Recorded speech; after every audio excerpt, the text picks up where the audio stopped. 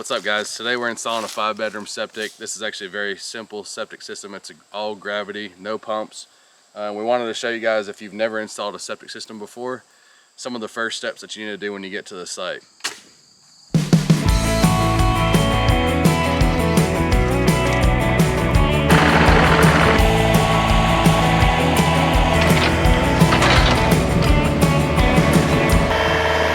First thing is you need to really familiarize yourself with the permit, because you're going to have to keep going back to that permit over and over and over. So it's best to have the permit in hand on the job whenever you're going over it, whether that be on paper or tablet. But when you first come out, you need to lay your lines out, flags or marker or whatever you're going to mark with, because sometimes environmental will lay it out with flags, sometimes they won't. If they lay it out with flags, you can really just go on what they've laid out, but a lot of times they haven't. Sometimes they've laid it out, but you need to underbrush. Like this area you can see is underbrushed behind us. There's no flags, so we had to lay it all out ourselves. The reason you need to lay this out is when you put your lines in, you're putting your lines in on contour. And if you don't know what that means, it means if you were to run a level across the grade, it doesn't always run with just a line of sight. A lot of times these lines will kind of move on a level contour line. You have a minimum that these have to be apart 9 feet. So if these run together at a certain point, then you have to re-dig and you could mess up that site. You always lay your lines out first. Make sure you have enough fall from where your tank and your first line's gonna go.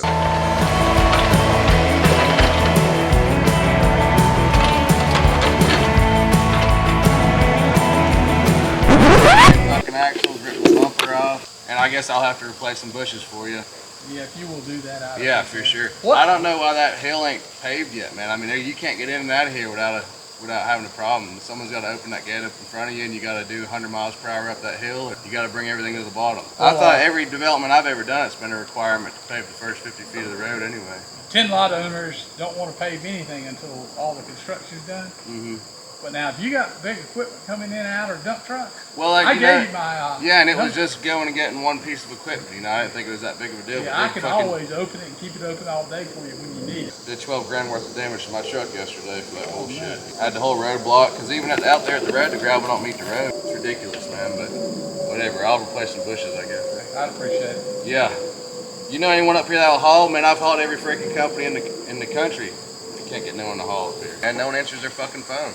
You know, and when they do, they say, "Oh, we'll do it as fast as we can." I've got 6 companies saying we'll do it as fast as we can, and that's been for 2 weeks. If I would have just brought my trucks up here, it'd have been done already. But I thought I could pay someone up here to do it. Yeah. You know. What do you want? What kind of rock do you want? Ballast and crush and run. Let me see if you'll answer the phone. He's had COVID, I know that. Me too, and I've worked every single day. I don't know why people can't even answer their phone.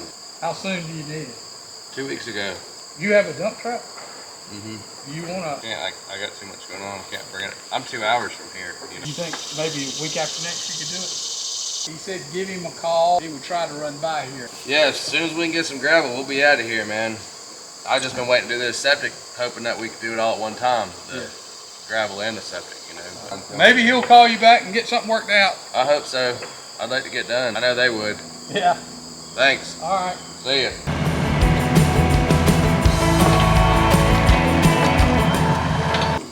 So you want somebody to bring you some gravel? John, nice to meet you. Yeah. We normally put down ballast and then we'll do crush and run, but it sounds like the 2+ must be like ballast, right? Yeah. Mine's a dirty 2+. Okay. So it's almost like ABC with it. Yeah. I would want you to see how dirty 2+ it is. Okay. I've had some people that think it had too much dirt. But that I could deliver for like 500. The ABC, about $600 a load. Just gotta get paid when we get done. Sure. JC Properties. JC Properties. We're out of Marion, so we're out of bounds. Yeah, I know where you're at, man. You're staying up here or driving up here? We're driving. We were gonna stay, and I'm glad we didn't, because we've had, when we first started, there was so much rain. You know, it's kind of screwed us up. But we were gonna stay at a little cabin right down the road. But well, we're you see, we're about done now. Once I get this septic and get the gravel on it, that's all basement cut, obviously. So we're gonna stop gravel right here at the edge of the cut, and I'm gonna slick this up a little bit. They're gonna do a little half circle motorcade.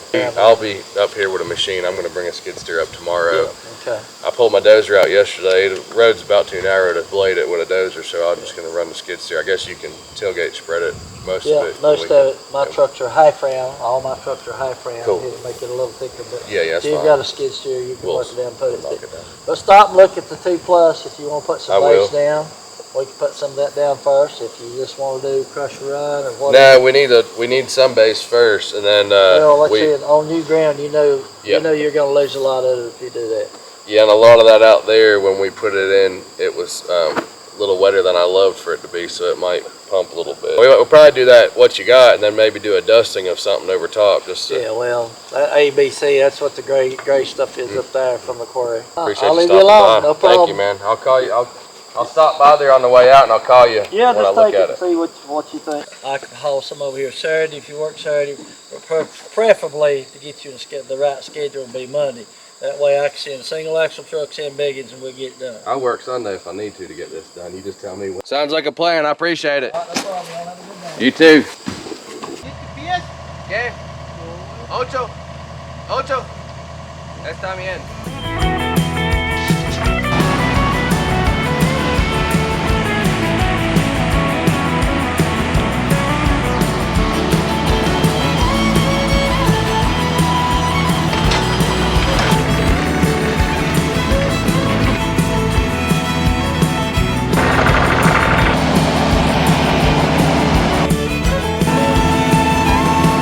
There's a machine on the upper side of a hole. So right now I'm putting all this pressure on that bank. If that bank were to collapse, the weight of the dirt will crush the person in the hole, you know. They make these boxes. It's called a trench box. It's basically 2 panels and then some bars, and you set it in the hole. So God forbid the sides collapse, it stops at the trench box, and the person that's working inside the trench box doesn't get hurt, you know. But without the trench box, and there's some other plates and stuff that you can put in there, but without something in there, people underestimate the weight of the dirt collapsing. I told them that. Like here, we brought trench boxes. Like I can't set a trench box with this machine. I have to have a big machine to set the trench box. Someone's gonna do it without the trench box for half the price.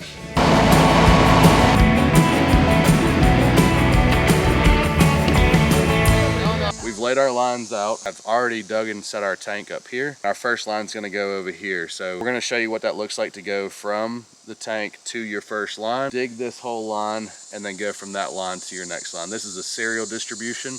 So they're just gonna go from line to line to line. There's no distribution box or anything like that. And this is one of the most simple systems that you can do. And I encourage you to do one of these systems first before you do pumps and D-boxes and everything like that. That's just added on stuff that you may not be familiar with. Familiarize yourself with the leach field lines, installing the tank, getting everything in before you start adding these other things. We'll go through, you guys watch the next couple steps.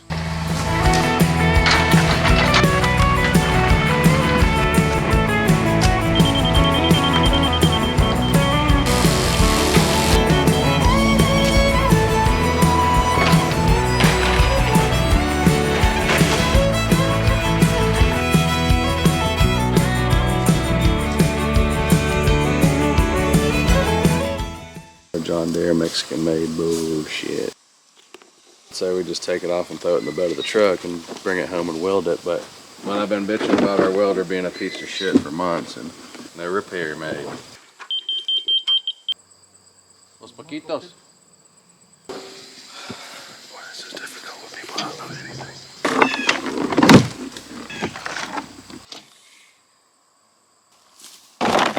None of these work. Well, 34, and the dishes are 30. All right, guys, wrapping up this install. We're ready for inspection, just about. Got just a little bit left down there at the end to do. But let me show you how you tie these lines together. All right, so you've seen us shooting our lines. We've got all our lines perfectly level on grade.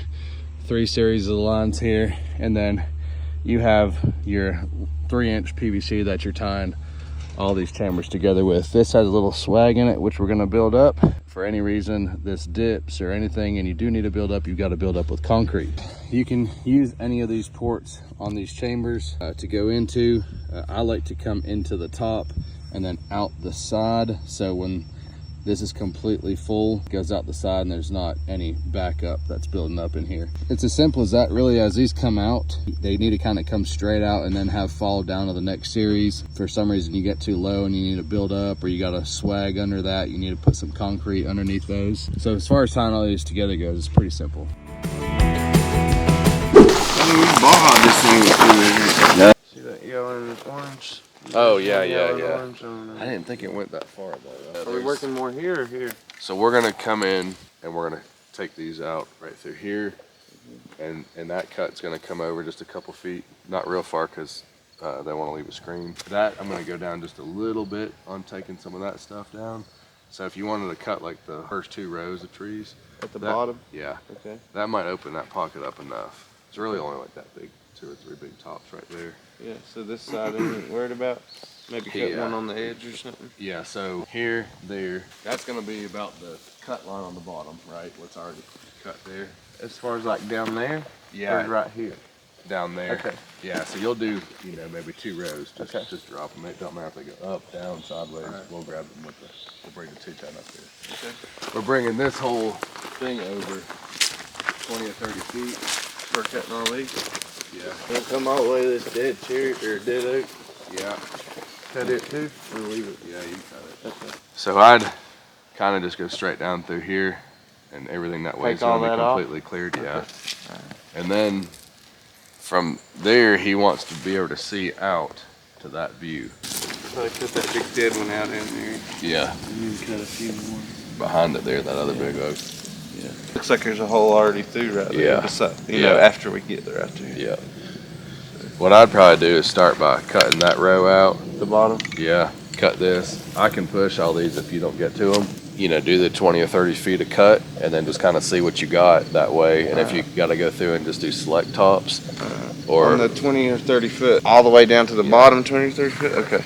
yeah, like I said, just notch them and watch them and wherever they're gonna go. Okay. You know? Sounds good. I'd probably just start at the bottom just in Yeah, case they don't we'll get stack it- up nice. So we don't have to crawl all this shit That's right. through all this shit to Yeah. get back to it. leave high stuff? Yeah. Yeah. We're gonna leave that stumps for him to grow.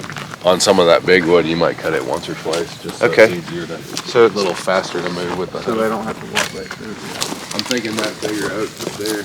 Okay. Yeah. So everything back this way. Yeah. Leave that one or cut it? Cut it. Cut it. I'll Alright. mark it real quick. Good deal. We're gonna cut like 2 rows of tree, and then we're gonna go, or we're gonna cut all of these 20, this way. this 20 or 30 feet.